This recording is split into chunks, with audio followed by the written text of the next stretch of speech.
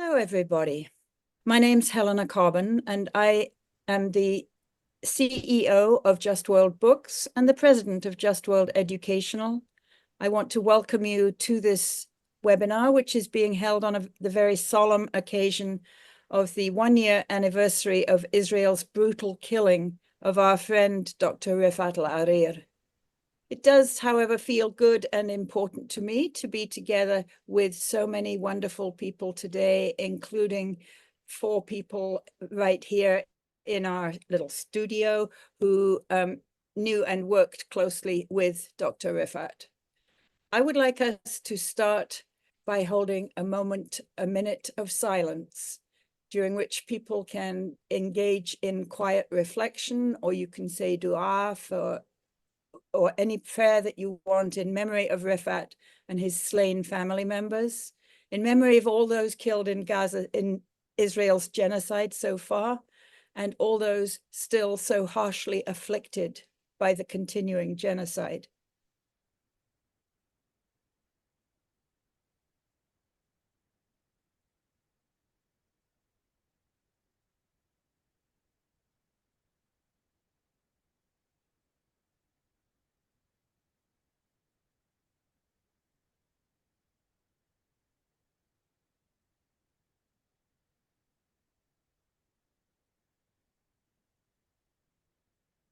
Thank you, everybody. I want to welcome, I'm not sure if we have any live stream watchers, but I want to welcome any that are out there. We had a little bit of trouble with the live stream setup, but that's okay because we're going to be recording this whole session and sharing it afterwards. And I want to welcome all those who are attendees of the Zoom event, because it means a lot for us to have you with us. I'm going to start off with these few words, and then we will hear from Ali Abunimah, who has contributed a very moving forward to the new memorial edition of Gaza Writes Back that Just World Books is issuing today. And then we will also hear from 4 contributors of stories to the book, to the original 2014 edition of the book. We'll hear from Yousef Aljamal, who has sent a pre-recorded message from his home in Turkey. He is currently in Malaysia and unable to be with us live, as it were. We'll hear from Rawan Yaghi, whose stories in the book touched so deeply what it's like to be a child in Gaza under the Israeli assault. Rawan is with us from Ontario, Canada. We'll hear from Sarah Ali, who is at Cambridge University in England, just finishing her PhD there, which is I so much appreciate that you took time out from writing your dissertation, Sarah, to be with us. And then we'll hear from Dr. already, Mohammed Suleiman, in Australia. So this really is a globe-girdling event, and all of us are united in wanting to be together and to remember Refaat on this day. So Gaza Writes Back, the initial edition of it was Refaat's favorite and most treasured work. Yousef Aljamal told me that Refaat had a copy of it with him in his sister's house when he was killed there. The book presented and represented not just some of Refaat's own stories and one of his poems, but also the work of 14 of his deeply treasured students and mentees. I see his legacy as having been in 2 parts. There's the legacy of his own writing and intellectual work on the one hand, and the legacy of the support and nurturing that he gave to the coming generations on the other. And I've been thinking about this, and I see that as a model for all of us, including myself. I greatly treasured the opportunity to work with Refaat on the book, which Just World Books published in 2014. But I also had the chance to meet him in person and to accompany him, Yousef and Rawan, on some of the stops on the 2014 USA-wide speaking tour that Just World Books and the American Friends Service Committee jointly organized, We had hoped that Sarah Ali would be with us on that tour, but the Israelis would not let her go. So we carried around a placard with a kind of profile of Sarah that I had speedily drawn on a piece of poster board, and it just said Sarah Ali should be here. And then anybody who asked, why is Sarah not here? Of course, it was a question of the very strict control and limitations that Israel has put on the travel of Palestinians throughout prolonged military occupation of Gaza and the West Bank. On that tour, Refaat and Yousef and Rawan got to meet Ali Abunimah of Electronic Intifada in both Philadelphia and Chicago, where they became acquainted with something called Chicago deep dish pizza, and they also had many other adventures. Ali has been a faithful and consistent colleague since then, not just to Refaat, but also to many of his mentees from Gaza. And he's published countless invaluable essays written by Refaat and his mentees over there at Electronic Intifada, including during the current genocide. And he featured Refaat as a valued guest on the EI live stream, even through to just a couple of days before Refaat was killed. So it's my pleasure and honor now to hand over to Ali Abunimah, who's going to talk to us a little bit more. Thank you so much, Helena. And I want to say thank you to you for making this book a reality. It was a book beloved by Refaat and, of course, the work of many of the authors, all the authors who are in it, who we're going to hear from today. But you published it and brought it into the world, and now you've given us the gift of the memorial edition.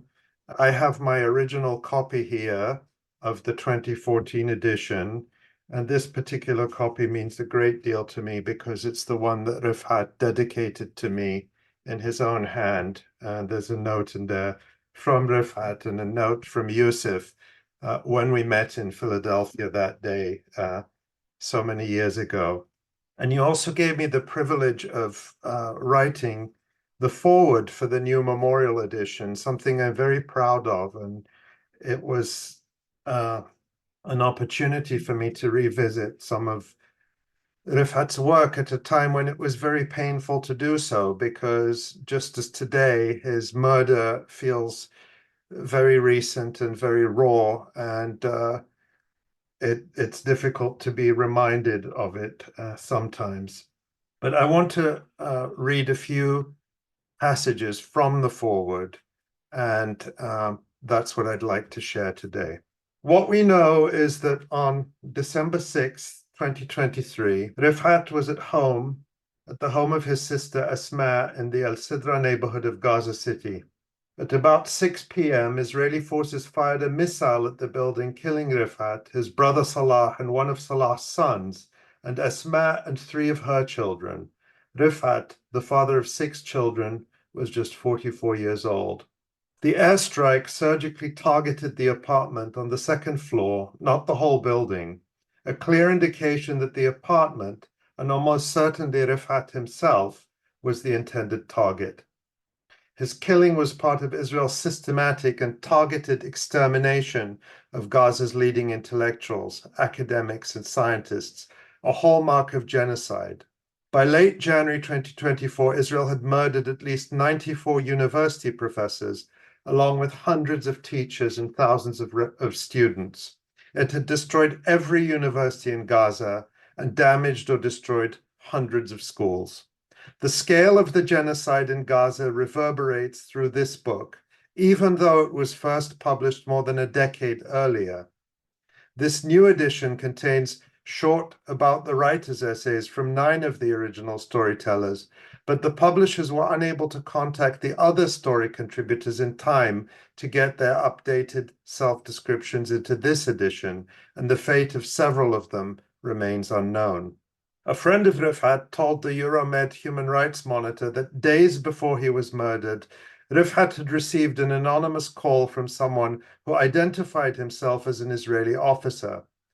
The caller warned Refaat that they knew precisely which school he was sheltering in, and that advancing Israeli ground forces would soon reach his location. That call prompted Refaat to move to his sister's apartment, likely thinking it was less conspicuous than the overcrowded school, where his continued presence could endanger many more people if Israel sought to kill him. This was Refaat. He always put others first. Just a few weeks earlier, Refaat and his family had been sheltering at the Ar-Rantisi Children's Hospital in Gaza City. They fled there after Israel bombed their apartment building in Tel El-Hawa, but the hospital would not provide safety for long. On November 10, my daughter Shaimat woke me up and showed me a video of the Israeli tanks right below our window, Refaat recalled in his last article for the Electronic Intifada. It was terrifying. The tank was huge. As Israeli forces gathered to attack and occupy the hospital, which they would do the following day, claiming falsely that Israeli captives were held there by Hamas, Refaat understood the urgency of leaving. He gathered about 24 people together, mostly children. Listen, he said, I do not want anyone to cry and scream. I will be blunt. He laid out the frightening scenario the group could face from the Israeli soldiers as they tried to leave the besieged hospital. They might let the women and children go and shoot the young men. That point elicited a number of screams, Refaat wrote, but he was firm. If that is the case, and I want to be clear, do not look back, he instructed. No matter what happens to us, do not scream or cry. Keep going east, keep running. Terrifying though it was, they survived that day, and as Refaat observed, the fact that Israel allowed everyone to leave proved that its claims of Hamas activities at the hospital were lies. No one was detained or even questioned. Refaat's friend Asim Nabi, a member of the Gaza City Municipality's Emergency Committee, was one of the last people to see him alive. Over the last days and weeks, he and I would walk every day. He always looked everywhere for inspiration. He looked at everything, Asim recalled after Refaat's murder. Anyone who knew Refaat knows that he was a very solid man, steadfast in unimaginable ways, Asim said. But the day before he was killed, Refaat surprised Asim by admitting how exhausted he was. I'm tired of carrying water. I'm tired. I am responsible for 50 people, Asim recalled Refaat saying. Refaat continued to walk around his beloved Gaza City with Asim, searching for eSIM cards or a mobile phone signal. You would find him climbing on top of high walls, lifting his arm up to get reception, putting himself in danger just to convey a message. Though he was tired, Refaat never stopped caring for others. When he walked down the streets, he would advise random people, telling them where to go, where to be safe, Asim said. The last thing Refaat told him, according to Asim, was that if God kept him alive, he would want to focus all his life to tell the stories of his people and their experiences and feelings. The truth is that Refaat had already devoted his life to this mission, as this book, first published in 2014, attests. In his editor's introduction, Refaat explains, far more eloquently than I can, the power of stories to break mental and physical bonds, to reshape perceptions, and thus to be a tool to create a new, more just world. When I reread it today, it is as fresh, poignant, and relevant as on the day Refaat wrote it. And throughout the genocide until his murder, Refaat never stopped doing the work he loved. Despite the desperate struggle to find water, food, and safety, he would message me whenever he could, forwarding drafts of articles written by his students scattered across a burning Gaza. He would help, encourage, and sometimes admonish them to write stories, poems, and testimonies and send them to us at the Electronic Intifada to share with the world. And we did. All those pieces you published for my students keep me going, he wrote me less than a month into the genocide.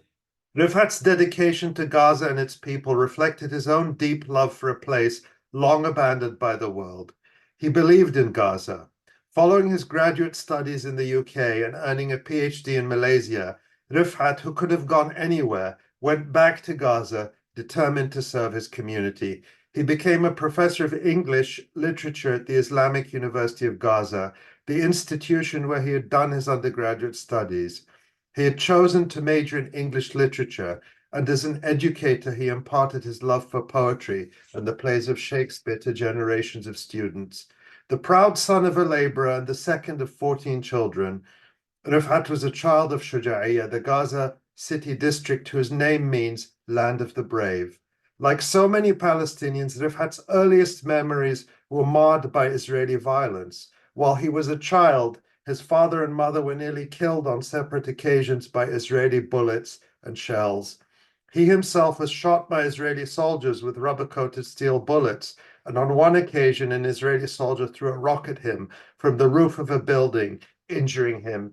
And even before the genocide, Refaat and his wife Nusayba had between them lost dozens of relatives to Israel's decades of occupation and persecution of the Palestinian people.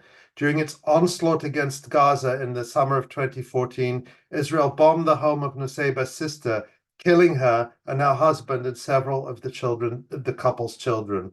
This horrifying toll, Refaat wrote in a May 2021 op-ed for the New York Times, made them a perfectly average Palestinian couple.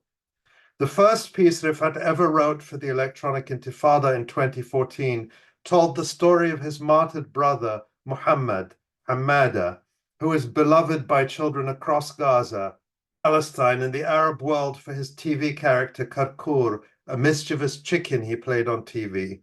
Israel destroyed Refaat's home during the 2014 war, a building that housed dozens of members of his extended family. Asim recalls accompanying his friend to the ruins, where Refaat went straight to the room where he kept all his students' poems and stories. They were all burned and scattered on the floor, and he would pick through the rubble to salvage what he could, as if he was gathering treasure, Asim remembered.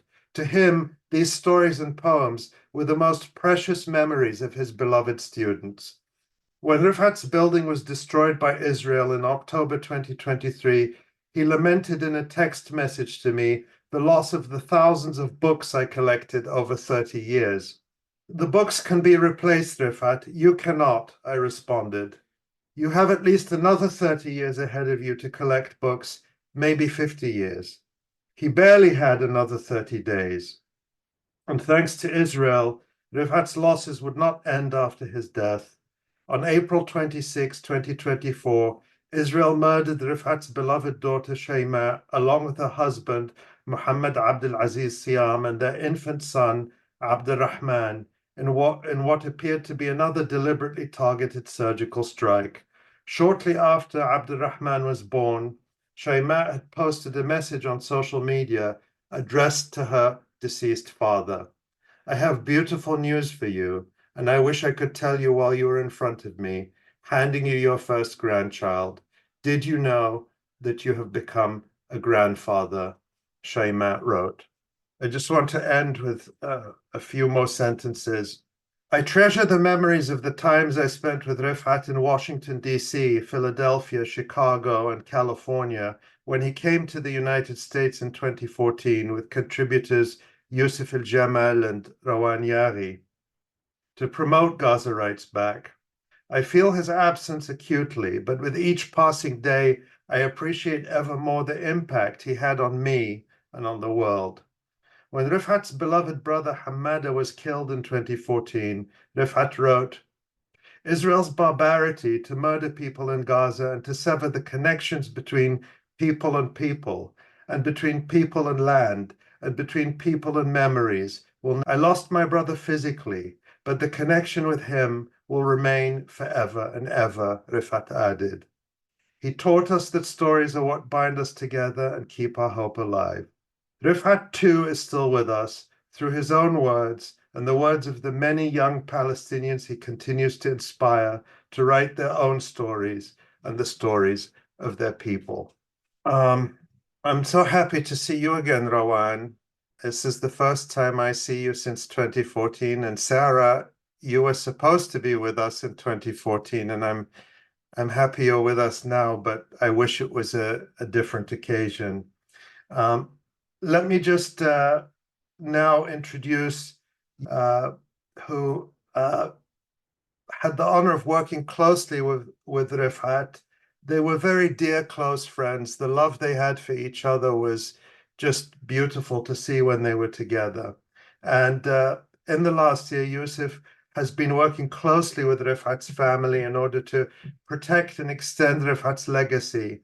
And also, a very important thing to note that this week too, OR Books has released a wide-ranging anthology of Refaat's writings in poetry and prose, which I have here. It's called If I Must Die, and it's available from the OR Books website, just as the book we're celebrating today, the memorial edition of Gaza Writes Back, is available from the Just World Books website.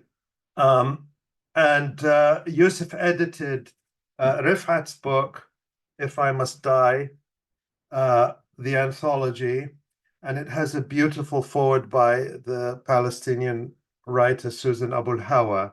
As Helena mentioned, Yousef sends his regrets that he can't be here in person, but I'm happy to say that both Helena and Yousef will be with us live on the next Electronic Intifada live stream, which will be on December 11th. To talk more about Refaat and his work, but now we can go to the video that Yousef has sent for today's event. My name is Yousef Aljamal, and I am a student of Refaat Alareer. Over the years, we became close friends. We traveled together, we lived together, and I would say it's the honor of my life that I got to see Refaat and learn from him. He was a friend, a mentor, a teacher, a father, a grandfather, yet he did not live long enough to see his grandchild, who was killed along with his father and Refaat's daughter, Shayma, in an Israeli airstrike in April this year. He is a remarkable person, a global person, I would say, who believed in resistance. Even when he taught classes supported by US aid, he would advocate for resistance and teach students in Gaza about Malcolm X and the need to say no. He would always quote Malcolm X as saying, "Early in life, I learned that if you want to get something, you have to make some noise." And Refaat's noise came through storytelling. He nurtured in thousands of students the love for storytelling. He trained an army of bloggers and writers from Gaza, young people. He gave them dozens of lectures, training, workshops, so that they could write their stories. He made every student to believe that they can tell their story, and most importantly, that they have a story that deserves to be told. Refaat was the funniest person on earth. He had the greatest sense of dark humor, and that's why we loved to be around him. We'd always enjoy his jokes, his wisdom, and the way he would connect politics with philosophy, with translation, with literature. He was very smart, and students liked to be around him. And we never felt that there is a barrier between us students and Refaat, the teacher. It always felt that we had a big brother who guided us and gave us the needed time to grow. Refaat was busy. I would always imagine Refaat walking around with a book or a novel under his elbow, probably going to give another lecture, another webinar. But he always made sure that every student of his had enough time of feedback so that they could become a better version of themselves. I want to share a story I had with Refaat to just let you know how funny he was. So one time I had dinner at a friend's house after staying with Refaat for 3 weeks. He took care of me and I liked the dinner. It was great. But when I posted that the dinner was great and that I finally had a good dinner, Refaat got upset and called me and he said, "I've been feeding you for 3 weeks and you never said thank you." I said, "Sorry, I didn't mean to make you feel bad. I just wanted to share the idea that the dinner I had was good, and said, I will not accept this apology. Like, you have to come and we have to discuss this issue in detail. So I went to his place and he said, the only way I would forgive you is if you go and buy us a watermelon. So I went downstairs and I bought Refaat and his flatmates a watermelon, and that was our reconciliation agreement. And of course, we sat and we ate the watermelon, and we had more stories from Refaat and more fun. He would always like sit and talk and tell stories. It feels like I have spent time with my grandma because of the stories he would tell. And he had so many stories, and would always speak about the impact his mother and his grandmother had on him because of the storytelling tradition that they passed to him, which he passed to his children. This is how the idea of Gaza Writes Back came to life. For Refaat, he thought that his students who endured Israeli occupation, siege, and especially cost-led operation would find in storytelling and narrative a way to heal. So he asked his students to write stories after they endured a cost-led operation, 2008, 2000, and he worked on these stories and he published them in Gaza Writes Back. And he was very glad to publish Gaza Writes Back. It felt like his baby. He told me that the first time he had this book published, that was his book published ever, it felt like having a baby for the first time. So the Gaza Writes Back is Refaat's baby, and he would be very proud to talk about it and the translations, different translations of the book. And I was recently told by his son Ahmed that he had a copy with him when he was assassinated, a copy of Gaza Writes Back. I remember during the Gaza Writes Back speaking to Refaat would always repeat that he chose fiction because fiction is universal and it speaks to people regardless of their race and background or time. It could be read 100 years later versus like news or like factual stories that are limited to a specific time period. So he wanted to be global in his narrative and in his book. And I think these stories will be read about Gaza for years to come. And that's, again, the wisdom of Refaat. He was always ahead of his time. He was a visionary person. And I remember when there was this article about him being visionary in one of the reviews, he kept joking about it and saying Refaat Alareer is visionary, rising above others. And of course, that's Refaat. That's our teacher. Thank you very much, Helena, and let's keep Refaat's legacy alive. It's remarkable to me that whenever I hear Yousef telling stories about Refaat, I feel like I'm hearing Refaat. Like nothing else makes me feel like I'm hearing Refaat than when Yousef tells stories about him. And it was wonderful to hear that. And again, just a reminder to people that also coming out this week is this book by Refaat, edited by Yousef, If I Must Die, from our books. And Yousef will be talking about that more, I'm sure, in coming days. So I want to now introduce Rawan Yaghi again. She is, of course, a writer herself from Gaza. She's joining this session today from Canada. She's also the editor of a project called Refaat Writes Back, and she'll be telling us more about that too. Thank you, Ali. I think because Refaat was obsessed with beginnings, I've struggled a lot with beginning anything about him. It feels like he's gonna judge anything I say or write about him so harshly.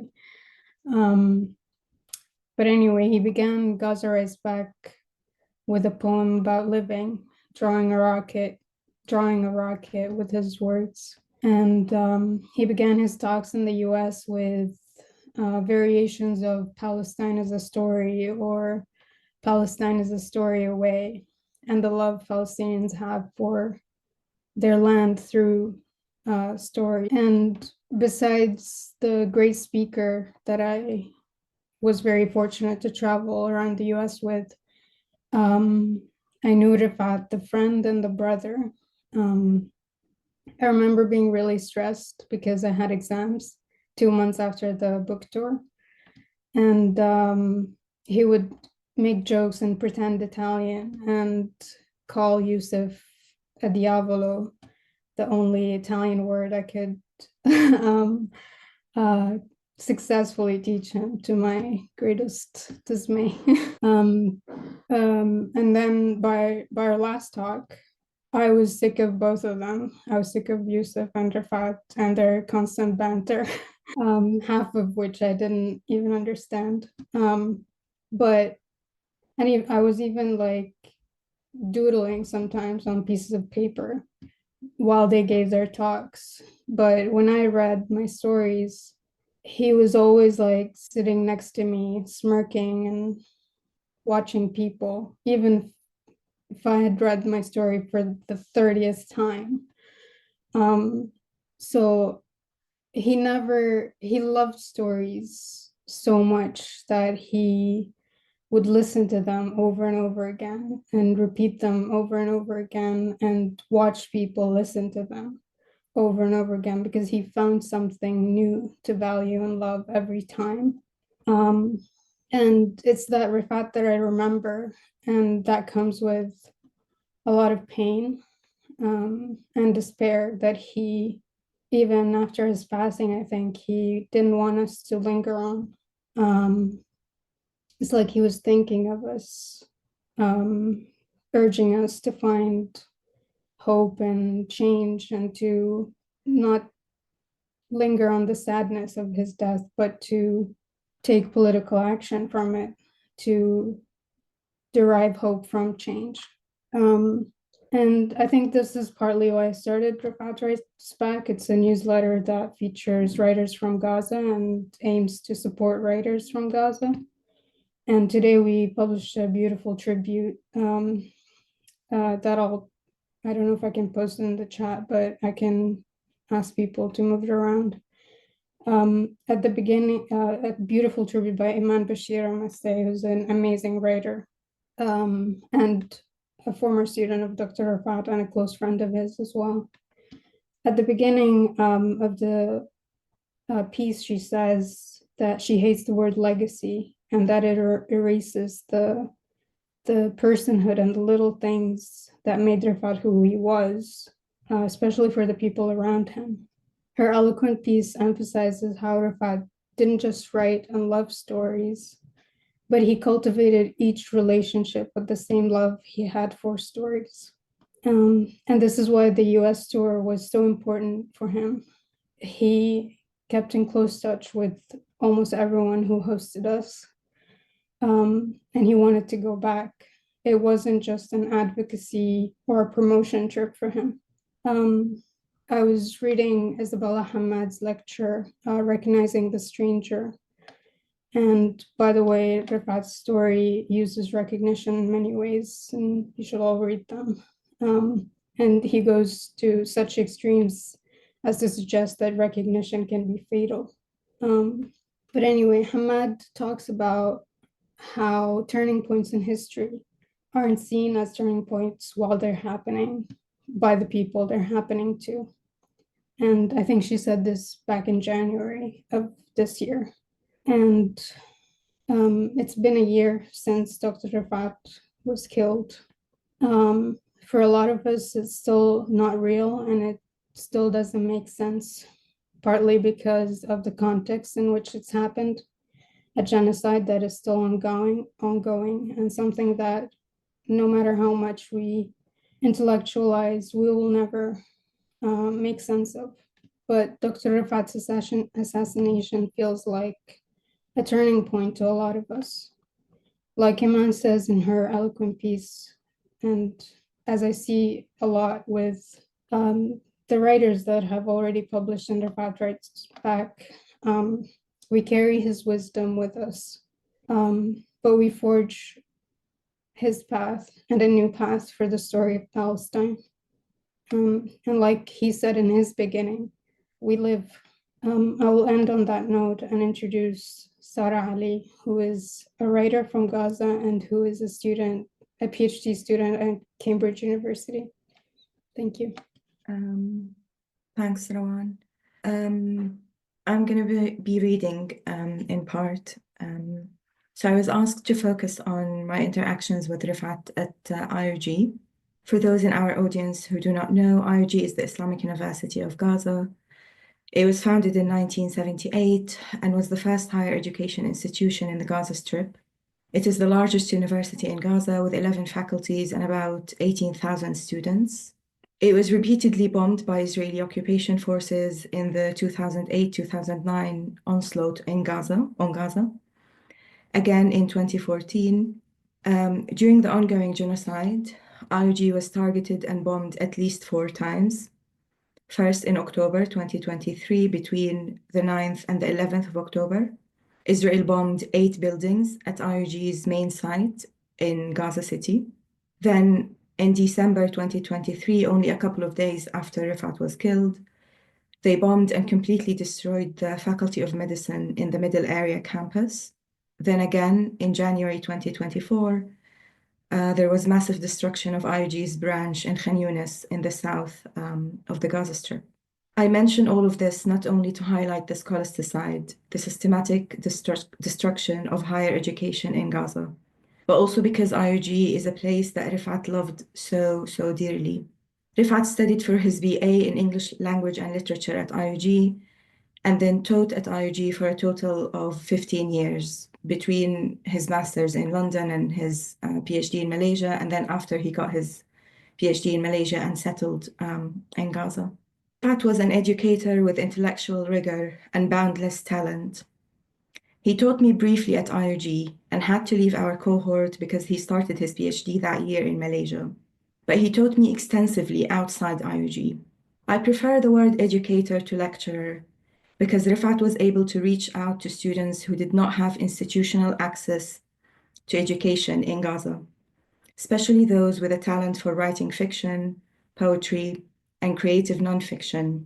In the course of his life, Refaat gave an enormous number of literary translation and creative writing courses outside IUG. These are courses that young students in Gaza attended for free, and that Refaat dedicated a lot of his time and energy to organizing.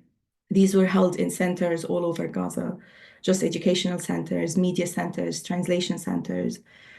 He reached out to students who he did not teach at IUG, and was able to organize a lot of sessions completely for free. I personally cannot think of a stage of my education or career since I was 15 when I first met Refaat that was not influenced by Refaat's wisdom, guidance, and incredible support. The English Language and Literature Forum, Eye on Palestine, was run by Refaat for about a decade before it was shut down in 2010. This is an online forum that Mohammed was on, that Rawan was on, a lot of our friends were on, really long before social media became popular. It was a resourceful and interactive forum that helped young Palestinians in Gaza connect with the outside world long before social media became popular. We wrote stories and discussed poetry and sought joy in learning the nuances of English grammar. Some of the pieces submitted onto the forum went on to inspire stories that later became part of Gaza Writes Back. In 2016, Refaat and I became colleagues and taught at IUG together for about 4 years, teaching English language, teaching English literature at the Faculty of Arts. These were years of thoughtful insights and endless joy. I worked closely with Refaat, got to know him better as a colleague, and we sometimes taught the same modules: comparative literature, romanticism, and Victorian literature. Of course, Refaat always also found a way, while teaching English literature, he was, even in metaphysical poetry classes, he always found a way to including Palestinian literature. There was no module as such that was Palestinian literature, but Refaat always had an element or like an assignment or a creative writing side to his classes that included or asked students to write stories about their experience being Palestinians in Gaza. There's an amazing side to having Refaat as a workmate. Apart from the sheer joy of his humor, the snack sharing, and the cheesy puns. Of course, the worse the puns were, the better. Refaat was an incredibly generous friend and colleague, always sharing resources and recommending books. Nobody I know dissected a poem and then sewed it back together into a perfect whole like Refaat did. You could listen to him read poetry and explain poetry and breathe poetry for hours on end. Refaat's passion, his integrity at work, and his devotion to his students made my own experience of teaching a lot more worthwhile. We organized seminars together, wrote examinations, hosted speakers, redesigned departmental study plans, and worked on annual shows for the English department. Refaat's knowledge, his brilliant guidance, and his sharp intellect defied the Israeli-imposed intellectual blockade on Palestinian students in Gaza. He helped create an environment that nourished curious minds and encouraged budding talents to thrive. There's a story from IUG that I always like to tell because it encapsulates Refaat, the teacher, the friend, the mentor, the comrade, in many ways. Refaat and I were teaching the same module. I think it was Victorian literature. In between classes, I was really upset. We had a break, and I was telling Refaat that 5 students came to class but did not have the novel we were reading at the time. I mentioned it in passing. I knew that the students could not afford the book, and I was going to sort it out. But within an hour, before I could even do anything about it, Refaat comes back to the office with 5 copies of the book that he had bought, and just tells me to tell the students that the faculty had extra copies. Of course, at IUG, the faculties never bought books for the students, and they had to buy them themselves. This is the type of teacher that Refaat was, a teacher of humility, generosity, and empathy. Refaat was an incredible academic, literary critic, and educator. He wrote his PhD on John Donne and was obsessed with teaching metaphysical poetry and Shakespeare's sonnets. He taught an entire generation of young Palestinians in Gaza and was an incredibly intelligent, hardworking scholar and intellectual. I cannot think of a single person my age in Gaza who studied English language, English literature, or translation, who is not directly influenced and guided by Refaat's wisdom, by his writing and his teaching. After Refaat was murdered, Palestinian author and novelist Suzanne Abu Hawa quoted a popular slogan used following the murder of indigenous environmental activist Berta Caceres. Berta did not die, she multiplied. Suzanne Abu Hawa quoted this to say that Refaat did not die, that he will multiply. I want to repeat that although these brilliant Palestinian intellectuals and educators are not with us today, their legacy will indeed live on. They did not die, they will multiply. Thank you. I would like now to hand over to Mohammed, who is an early student of Refaat and is currently a lecturer of sociology and media at the University of South Australia. Over to you, Mohammed. It's an honor to be here with everyone and to just be part of Refaat's story, really, and to have at some point been part of Refaat's life. So just like everyone here, I was a student of Refaat. So I came to know Refaat in 2007. That was 1 year after Israel imposed its blockade on Gaza when Hamas rose to power. So it was a very critical period of Gaza's history. We were just beginning to feel or experience a different kind of occupation, different kind of political oppression. So that's the year that I joined the Islamic University of Gaza. That's the year I graduated from high school. I had no idea what I was going to study. So after a brief stint during the first semester of the academic year of 2007, I did a little bit of medicine. I thought that was bad. I didn't want to continue. I did engineering. I thought that was also, terrible. So I kept looking for programs to study. I needed to go to uni. I looked at the syllabus of the English language and literature program. I could not yet speak a word of English back then.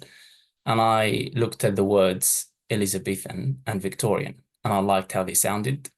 So I thought, let me have a go at this.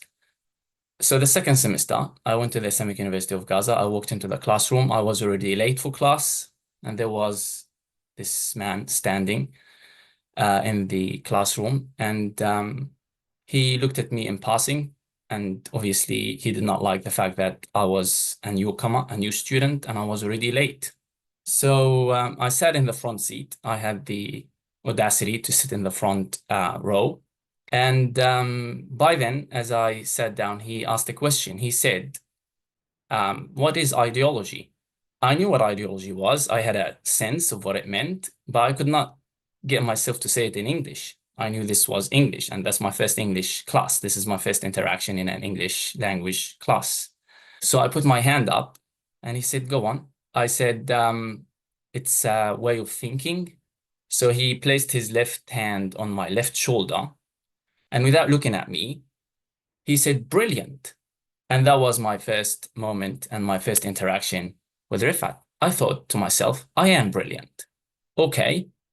I went on to study this classroom. My classmates said to me, are you sure you want to do this class? This is your first time to study English. You should have done the first semester before coming into this particular subject. It was called Introduction to English Literature, and it was taught by Refaat. And I was like, why not? They said, this is Refaat. Do you even know who this man is? I was like, no, he seems amicable to me. They said, he's very tough. He's unforgiving. You're gonna struggle. You're gonna suffer. I was like, no, I'm quite enjoying this. They said, okay, we'll see how you go. Come the end of the term, it was final assessment time. We had a book called Introduction to English Literature. It was a small book, but quite dense and thorough. I learned the book by heart. I went into the exam room or the assessment, and I wrote the answers. They said, if you get anywhere over 80%, you will be a genius. I said, all right. I waited for my results. I got 82. I wasn't happy, but I wasn't sad either. I thought, okay, I think this is just my first experience. I'll do better over time. By then, I had joined what Sarah referred to as the online platform, online forum called Eye on Palestine, which Refaat created and administered for mainly students who were studying in the English language program at the IUG, but also for all students of English outside of IUG, particularly at Amid East and American educational institution, or affiliated with the US government, mainly operating in third and Arab world countries. So Refaat also taught there, and there were students joining from those centers and institutions in the platform. And Refaat was running threads and posts and asking us to participate and to reflect. And I became a member. I started posting. And then he took interest in some of my reflections. He hadn't yet known that this member was me, his student in the Introduction to English Literature class. And then I wrote something, and he responded to me for the first time, MG, oh my God, are you Mohammed Suleiman from my Introduction to English Literature class? And I read that, and I felt ecstatic. Oh my God, he knows me. He recognizes me, because I thought that I left no impression on him. I thought he had no idea who I was when I was in his class. I got 80%. He doesn't know who I am. Actually, he knows who I am. I felt so proud. Refaat Alareer knows who I am. He said, I owe you 4 marks. You need to come to my office tomorrow morning. I made a mistake when I marked your paper, and I gave you 82% instead of 86%. And I thought to myself, oh my God, I have 86%, not 82%. So I went to the Refaat's office the next morning, and he didn't take me to his office. He took me to the cafeteria. He bought me food, he bought me drinks, and he started conversing with me. He started telling me about English. We started building a friendship, and he started telling me about the importance of believing in myself, in believing that I actually have potential and I could continue to write and to reflect and to study English and actually go a long way. So this was the moment, this was the turning point for me. It was all thanks to Refaat that I believe I was able to get a university education, that I was able to continue to do graduate studies and a PhD and to start writing in English. And I believe what Refaat, the impact that he left on me is exactly the impact that he left on all generations of students that later came to study under Refaat's tutelage. So what we're dealing with here is not just a teacher, like Sarah said, it's an educator, but not just an educator. He's an older brother. He's someone who truly treated you as a human being, not just as a student. He believed in his students. He tried to develop and to envision new ways that every one of us could contribute to the collective struggle and to the collective cause that is Palestine. He encouraged us to articulate ourselves. He encouraged us to write our own stories. And he could see value in everything that we said, even if it was the most ridiculous thing. He would still somehow find meaning in it. He encouraged us to sit in the classroom and think. His classrooms weren't the traditional model of a lecturer standing in front of the students and dictating to them the kind of knowledge that they need to know. He would open the text, put it on the slide on the screen, and then he would tell everyone, what do you think of the text? What do you notice about the text? And he would put you in this kind of situation where you would feel the pressure to try and articulate yourself, to try and have an opinion. He wanted every one of us to have a voice. He wanted every one of us to have a say and to be able to express themselves. So Refaat was all about language. He was about articulation. He was about how to use language as a means of self-expression. And of course, not simply individual self-expression, but also political self-expression. He knew that without being able to narrate yourself, you would cease to exist. You needed to write your own story, because to have a life is to have a story. And to be able to give life, you need to be able to tell a story. And this is what Refaat was about. He was life-giving. And because he was life-giving, he was Gaza's grand storyteller. We mentioned Yousef. So Yousef and I were part of the same cohort of 2007 to 2011. And we studied numerous subjects. We were actually looking for subjects that were taught by Refaat. So if we knew that a subject was traditionally taught by Refaat, and then for some reason that it wasn't taught by Refaat in one term, we wouldn't do it. We would wait until Refaat taught that subject, and then we would study it, because we just wanted to spend as much time as possible in Refaat's classes. So Yousef and I are currently composing a piece, and I would like to very quickly read a few things from this piece in order to try and just shed light on the life of Refaat and the impact that he had on his students and on generations of young people in Gaza. So as the specter of murder drew nearer by the day, I wish I were a freedom fighter so I could die fighting back those invading Israeli genocidal maniacs invading my neighborhood and city, wrote the prominent Palestinian academic writer and poet from Gaza, Refaat Alareer, in one of his last posts on X. Refaat was on the front line of Palestinian social media warfare, confronting Israeli propaganda about what transpired on October the 7th and the ipso facto distortion and demonization of Palestinians in mainstream Western media in justification of Israel's war of annihilation in the besieged camp. However, in the days leading up to his martyrdom, Refaat appeared on social media only sporadically.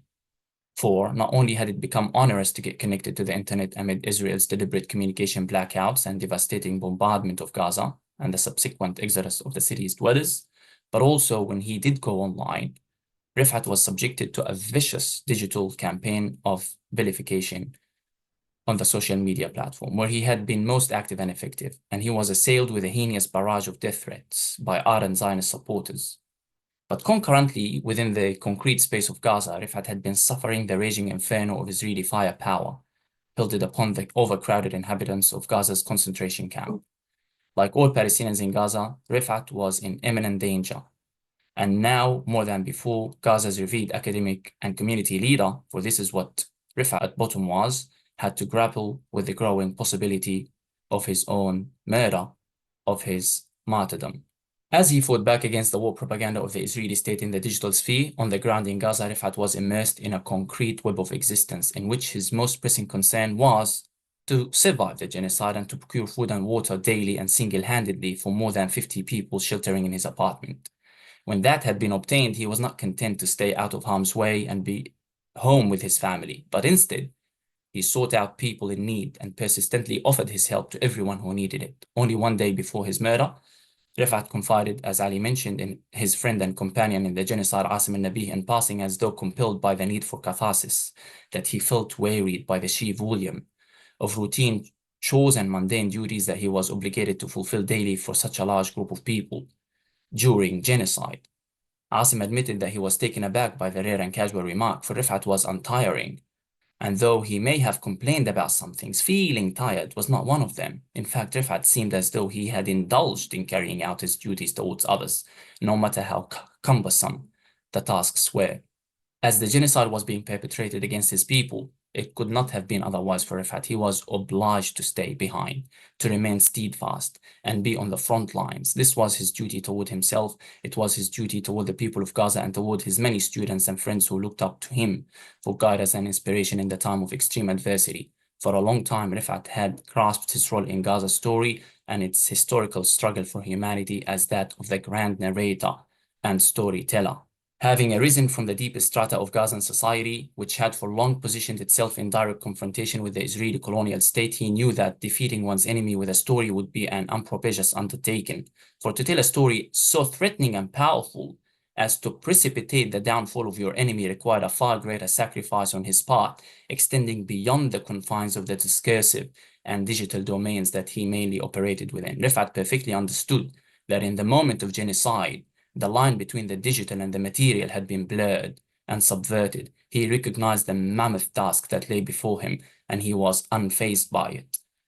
Refaat was endowed with profound empathy, vision, and understanding. His whole of life experience being on the receiving end of military occupation and colonial oppression meant that his premonition of danger bordered on the prophetic. He knew his enemy full well, and he knew that when the conditions had become ripe for the Israeli state to murder him, it would. And so he had to outmaneuver his enemy, to avenge his own death before it happened, and to serve justice for himself and for Gaza by himself. For Refaat is Gaza. He knew that when that moment arrived, he would be alone, and that he would have to fight alone. His rhetoric was his most lethal weapon. He had long prepared to deal his enemy a most powerful blow in the most decisive moment, the moment of his own martyrdom, by turning his death, his murder, into a catalyst for the undoing of his enemy and for its eventual defeat. The story is the victory. Refaat made sure his death would not be a mere footnote in the historical narrative of Gaza. Refaat was always going to be one of the protagonists in the story of Gaza. And to be a protagonist in a digital genocide, we mean the spectacle of the genocide. Refaat had to die a spectacular death. Some would say the manner of Refaat's death was shrouded in surrealism. Others would say it was more of a certain kind of mysticism that surrounded the events of Refaat's murder. It is as if the plot had been revealed to the spectators beforehand, and the story of Refaat's martyrdom had taken place according to a pre-written script.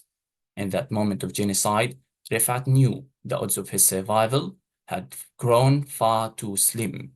In 3 posthumously published articles, he spoke of his intimate familiarity with death, of resignation, and outlined the 5 successive stages of coping with the ubiquitous loss of life and destruction of property, all the while having to care for his family and a great many others amidst the genocide.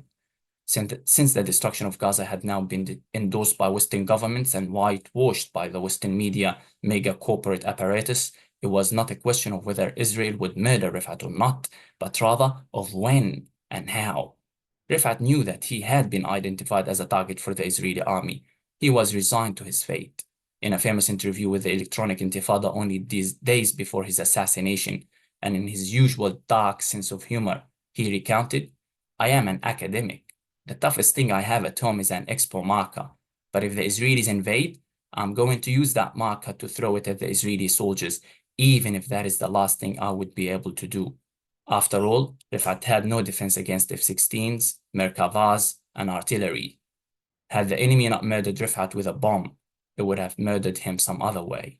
At any rate, Refaat needed to survive the genocide so he could continue to write his story, to enact his struggle against the occupation in the digital sphere with all the rhetorical prowess and discursive arsenal at his disposal. Refaat, however, refused to fight for his own individual survival and chose to sacrifice his life for the collective survival of Gaza, of the people, of the oppressed. This was Refaat's true sacrifice and his materiality of being. And this is the source of his legend and the most basic lesson of Refaat's life. To tell a story is to give life, and to be a storyteller is to be life-giving. Therefore, to tell one's own story is to give one's own life. Hence, if Refaat must die, let his life and his martyrdom be a tale. Refaat's story crystallized for us in the final prelude to his martyrdom, the death of the freedom fighter in the digital sphere, that is to say, the social media spectacle of the martyrdom of Gaza's storyteller and digital freedom fighter is the story of sacrifice, of life-giving, of homeland, and of heroism. In that, Refaat's life was a pure incarnation of the concept of sacrifice in all its manifold forms. Refaat embraced his humanity and declared to all humanity, I am destiny. Okay, I think that's where my contribution ends. And I believe now I will, just so that we, sorry, just a second.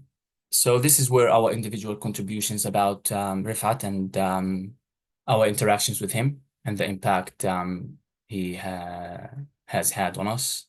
This is where this part of the session ends. Now we're going to move on to the next part of our session where I'm going to be moderator.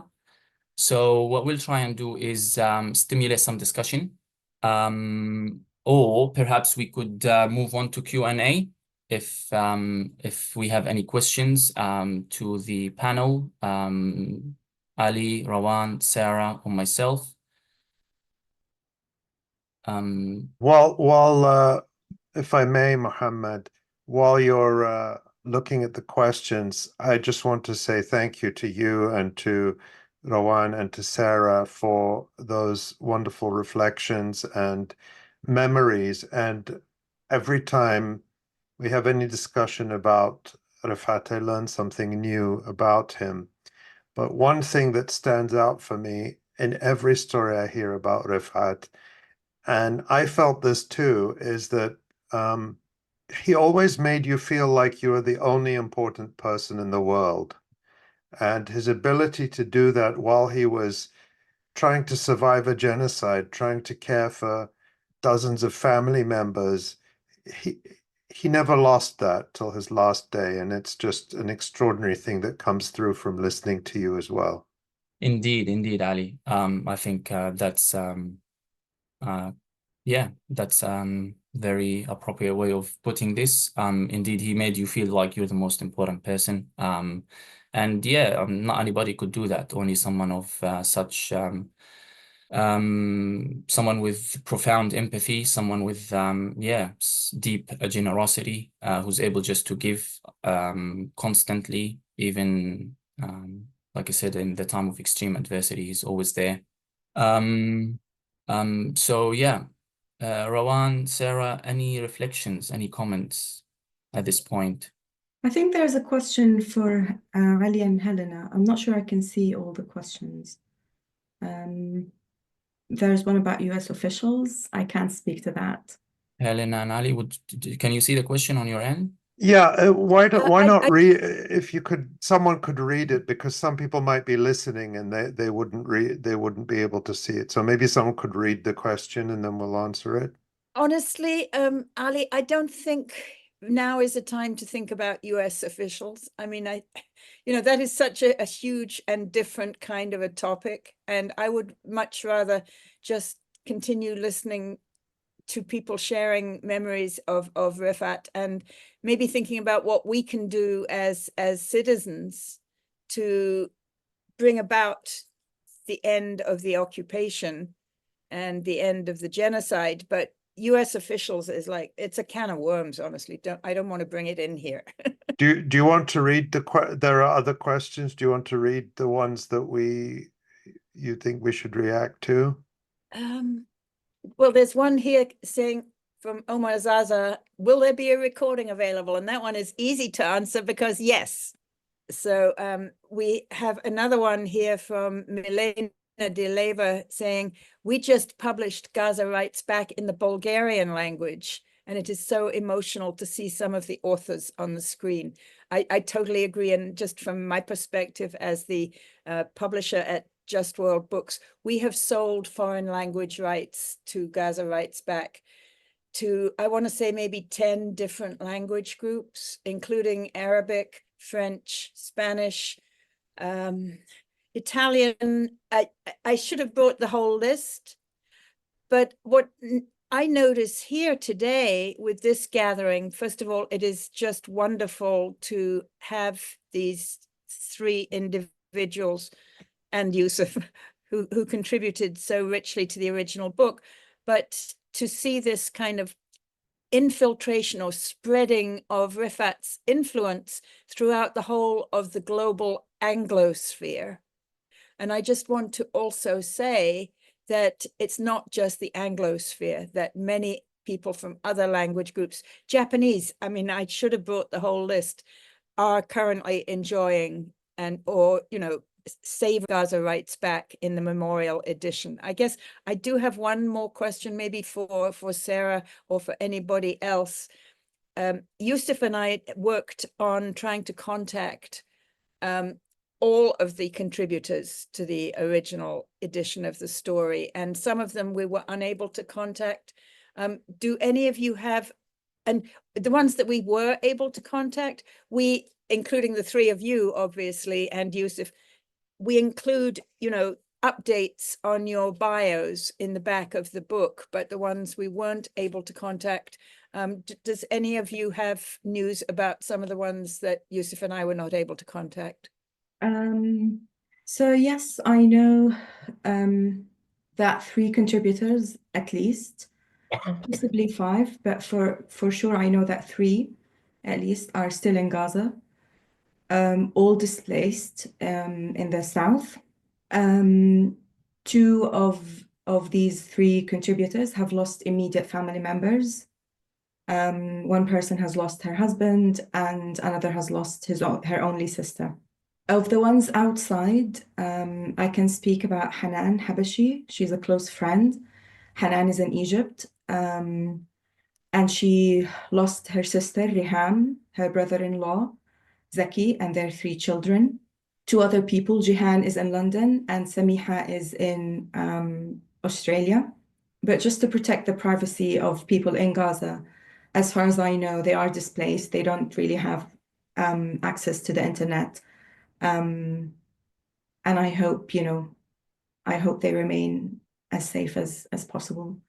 That's all I know about the 6 people I have in mind.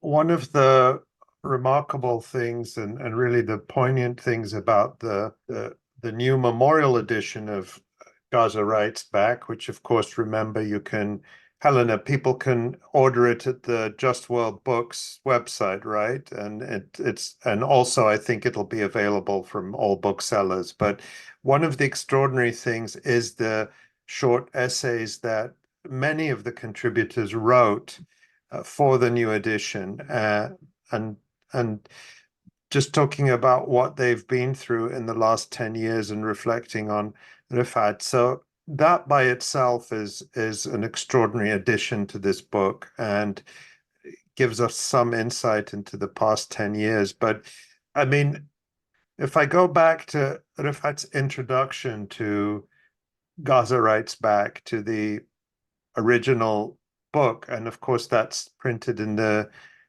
memorial edition as well, there's a sort of everyone knows by now that Refaat believed in stories. He believed they had a power. And in a sense that can be reduced to something almost cute or quaint. But I think you really understand the power of it when you read it in his own words in the introduction, the sort of transformative effect. And one thing I want to say from the perspective of now after 14 months of this continuing genocide is that, and I think it was Rawan who said how Refaat did, oh, you don't like the word legacy. And it's not a legacy. Legacy makes you think of something that is finished and that we're just remembering. But Refaat's work is alive because to this day we are getting incredible contributions from people in Gaza and around the world who are from Gaza, who are directly inspired by what they learned from Refaat, who are, I mean, inspiration makes it sound, that's not even it. It's they're continuing to do the work that he motivated them to do and whose power he demonstrated. And the power is not just in communication with the rest of the world. It's not just giving a message. It's also the transformative impact of writing itself, and in terms of a way of understanding this horrific reality that people in Gaza are living through now and what they've experienced in the 10 years since Gaza Writes Back. And the essay that Iman Bashir wrote, Rawan, that you published in the Refaat Writes Back newsletter, and is such an incredibly poignant letter, a poignant article, and is such a great example of that, of writing as a process of thinking and understanding how one feels about events that are bigger than any of us. And so I just wanted to, that's something again that comes through to me in listening to you all, is that this isn't a legacy that we're looking back on. This is an ongoing work of liberation through writing and storytelling that Refaat launched us on and that we are continuing. Thank you, Ali. That's really important to remember. It's kind of like Sarah, Ali, quoting that little thing at the end about from Refaat and from what was it, Sarah? The other thing is people who say, they tried to bury us. They did not know we were seeds, which I think is a beautiful way of putting this kind of continuity that goes on. We do have a couple of interesting questions here in the Q&A. One from David Knoppert, who asks, what do you think will be the future of higher education and the development of academics and thinkers for Palestinians, given what's happening in Gaza, the genocide and the ongoing brutality in the West Bank? So I don't know if Sarah or Mohammed or Rawan wants to start to think about that. I'm happy to take it unless someone else wants to. Mohammed? I think one thing we need to be careful about with higher education in Gaza is not to accelerate its destruction by, technically, yes, there are no universities left in Gaza. My sister works in a small college in Gaza. IUG itself is doing online courses. So while the physical buildings are damaged, the last 4 to 6 months, we have seen a consistent revival of education, online education, including people who I personally know who are teaching, recording, like lecturers recording from tents, and students attending and doing classes from tents. Obviously, we don't want to romanticize that either, but it is the reality. And I know people on the ground in Gaza who are trying to have some sort of higher education, especially for those who are in their 3rd and 4th years and about to graduate before the start of the genocide. I think realistically, the rebuilding of IUG, Al-Azhar, the main 4 big universities in Gaza, Al-Azhar, IUG, Quds Al-Maftuha Open University, and Al-Aqsa, and then the smaller colleges. I think realistically, it will take a decade. But there are people who are trying not to, basically, I don't want us to buy into this narrative that higher education in Gaza is dead, because it is not. Israel is killing it, has been trying to kill it. But I think there are forces fighting against this, even if the reconstruction will take years. But online education has resumed in many small colleges, in some faculties in IUG. Follow the online Instagram page for IUG. They do post updates. I know that at least 5 people have passed their vivas for masters and PhDs at IUG. They were done in Gaza with panels, with the usual process, obviously with whatever is available. So there is a future, but given the situation, the ongoing brutality is not stopping, but there is a future for higher education in Gaza. Thank you. I hope this answered the question. I think it really helps for people to realize that these things are going ahead, as we speak. And Sarah, thank you so much for noting that. We do have a question as to whether the proceeds of the book will go to support Refaat's family or any of the other contributors. And I want to underline that Just World Books, after Refaat was killed, we actually increased the percentage that we give to Refaat's family as royalties. And I'm just delighted to do that. And, Refaat left obviously his widow and 5 of his children. It's very hard to get money into Gaza, but Yousef and I are working on creating a fund that is there whenever we're able to send it to the family. So yes, absolutely. The money will be, the royalties, the enhanced royalties will be going to his family. There is another question about, hang on. Mohammed, do you have anything that you want to take out of the Q&A box?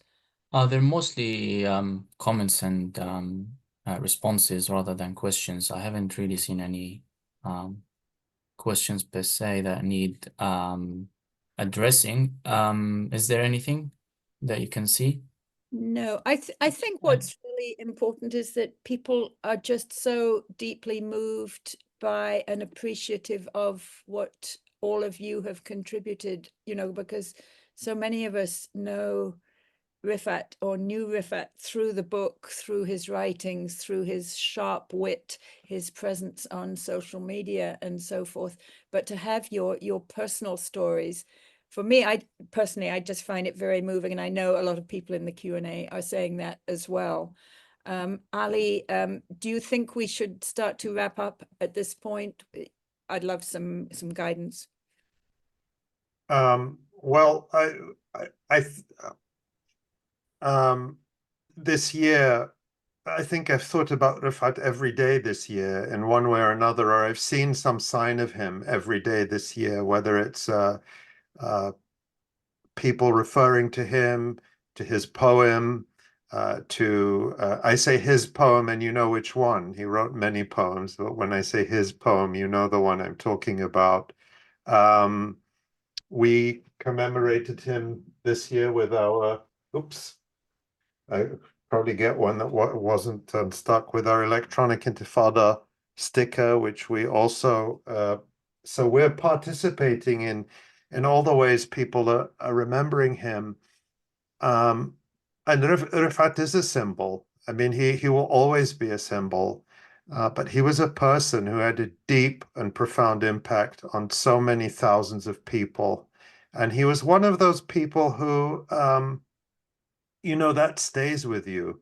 You can think of moments in your life where Refaat said something to you or gave you a piece of advice or asked you for advice, and it stays with you. And I think that's what I'm thinking about a lot today, that he was someone who lived his principles, in the sense that he had this vision of people speaking and writing from Gaza. But he didn't just say that. He worked till his last moments to make it a reality. And it was an extraordinary success. I mean, everything he did he was very successful. He was one of the founders of We Are Not Numbers, a project which mentors and supports writers in and from Gaza to write and to tell their stories. Some become journalists, some write as just part of what they do. But it's been a tremendous success, and it's continued. And that's something that's what I'm remembering today. And I just think, yeah, I will have more opportunity to talk on Wednesday on the Electronic Intifada live stream with Yousef, who spent so much time and has so many stories, and will tell you, I don't know if I'll give it, he gave you a little bit of, that's very mischievous and sometimes dark sense of humor in that video, but we'll have a lot more time to talk about it. But I really hope that people will get the book, both books. These are both books by Refaat. I mean, this one collects, If I Must Die, collects his writings, poetry and prose. And Gaza Writes Back is, as was said, his favorite book, and one he carried with him and had with him when he died. And these are tremendous gifts in terms of gifts to humanity and to us, but also it is December 6th. So a lot of people around the world at this time of year are looking literally for gifts to give people, and I can think of no better gift. Helena, you didn't put me up to this, but I'm enthusiastic about these books, and I'm excited to hear, Mohammed, that you and Yousef are working too on an article. And of course, I would like to, Rawan, say a bit more about Refaat Writes Back and how people can connect with it or receive the writing that people are doing there, like this incredible article from Iman Bashir today. Absolutely. So Refaat Writes Back was mainly inspired by Gaza Writes Back, hence the name of it. And it is inspired by the book in many ways. It's Refaat's insistence on using stories as, like Muhammad said, a means of resistance, to tell the stories, to tell your stories, to give your life in a way, and to tell the story of Palestine is to prove your connection to Palestine. And I think Refaat also wanted to position the book in kind of in that context of indigenous writing. I think he quotes, he quotes him at in the introduction of the original copy, saying, "Storytellers are a threat. They threaten all champions of control. They frighten usurpers of the right to freedom of the human spirit." So just from the get-go, Refaat wanted this book to be in that context, even if it's, I think someone said in the questions that they want his legacy or whatever to be more palatable for, I don't know, Western audiences, but I don't think Refaat cared about palatability. A lot of these stories are shocking. They go into the experience of Palestinians as a human experience and as a political experience, as it is a struggle for liberation, not just, fun little stories or literature. We can't see Refaat's writing without the context that he wrote in. And he stresses that in the introduction of the book. And so the newsletter, Refaat Writes Back, draws upon that as well, that we don't write in a vacant context, and we don't write to document or to prove anything.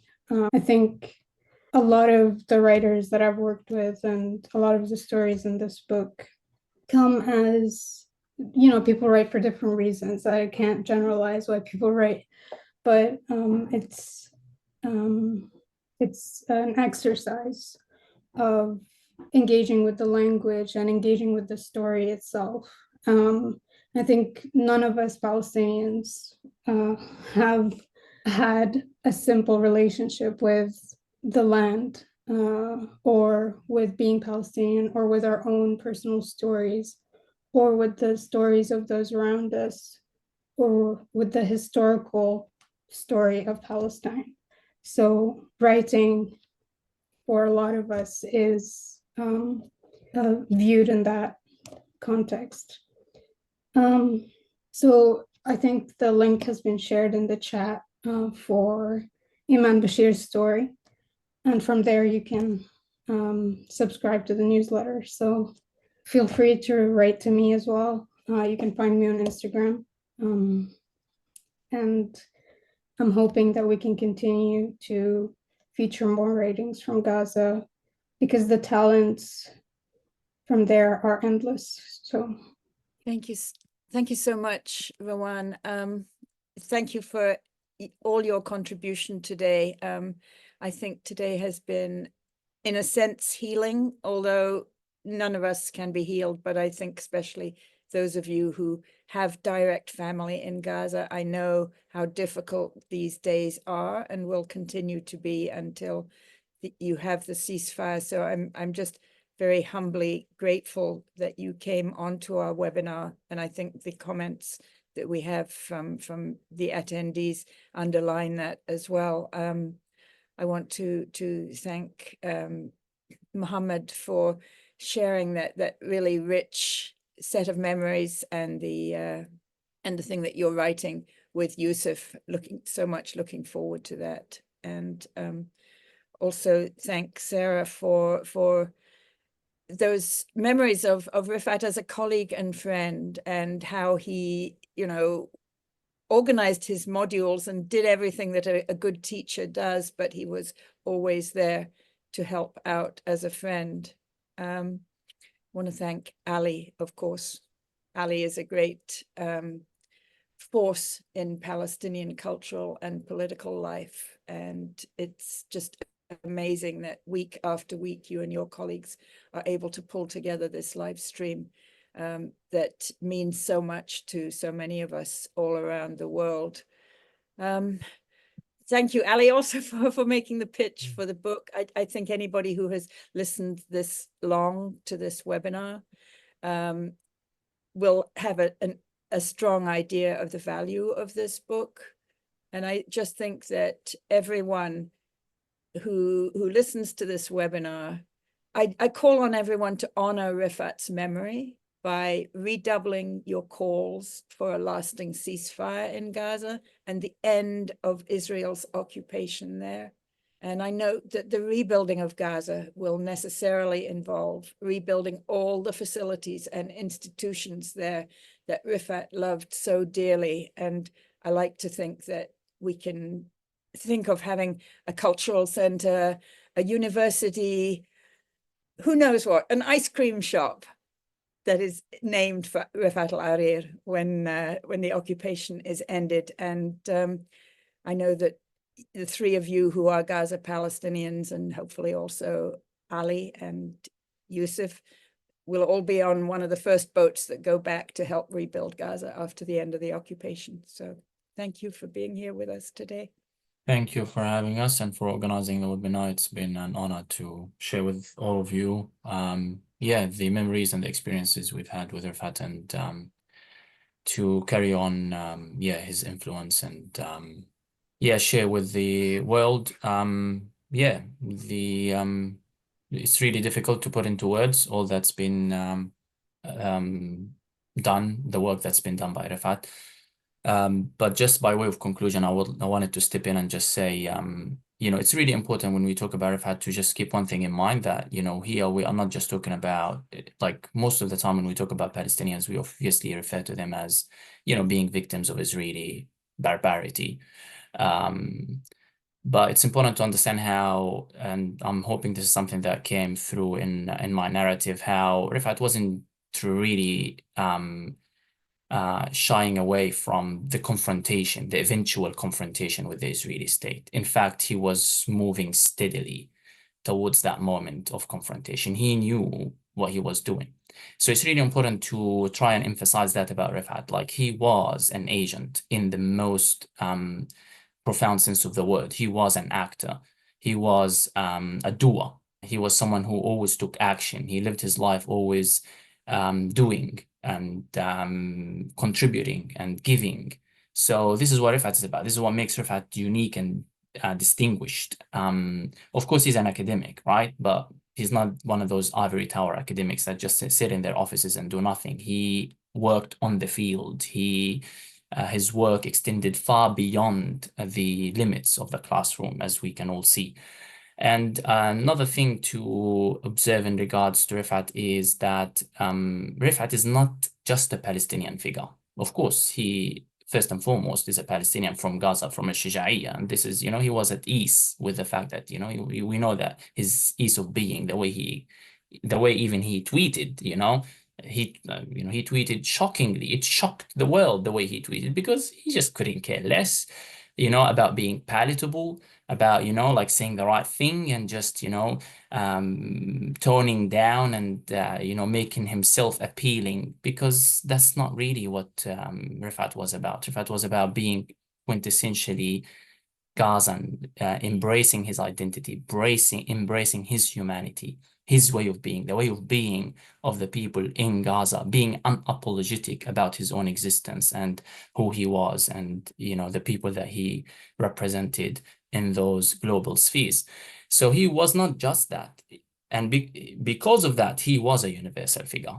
And it's really important, like generally when we talk about intellectuals, like we talk about intellectuals like in the neutral sense. We talk about, for example, Europeans and Americans being the true intellectuals. And, when we have intellectuals from the third world, so-called third world, or from Palestine, they're Palestinian intellectuals. Refaat was not just a Palestinian intellectual. Refaat was an intellectual, full stop. So he was a universal figure. His contributions, his knowledge, the things that he taught to first-year English literature students, I carried those lessons with me throughout my life, throughout, probably same goes for Sarah, Rawan. The things that we learned in Refaat's classes are just simply things that you would not even learn in postgraduate and PhD classes at the top, universities around the world. This is the depth and the breadth of Refaat's knowledge. The figures that we refer to encompassing, we said, Palestinian thinkers from Edward Said to third world intellectuals, Frantz Fanon. We learned those things in Refaat's classes. Malcolm X, we learned about Malcolm X in Refaat's classes. We learned about, like I said, the knowledge of Shakespeare, like the things, how Refaat interacted with Shakespearean plays. He didn't just read a Shakespearean play, he dissected a Shakespearean play. In his free time, he would draw illustrations of Hamlet. So we need to just try and relate to the person, on the most human level, to understand really what we're talking about here. Not just, Refaat being a teacher and, teaching Palestinians how to resist. Yes, that's a huge part of who he was, but we have to understand on the most human and the simplest level, Refaat was just a pure, intelligent and thoughtful person. He was capable of the most complex conversation about any topic, really. So this is something that we need to emphasize, and that's the great loss, not just to Palestine, to all humanity.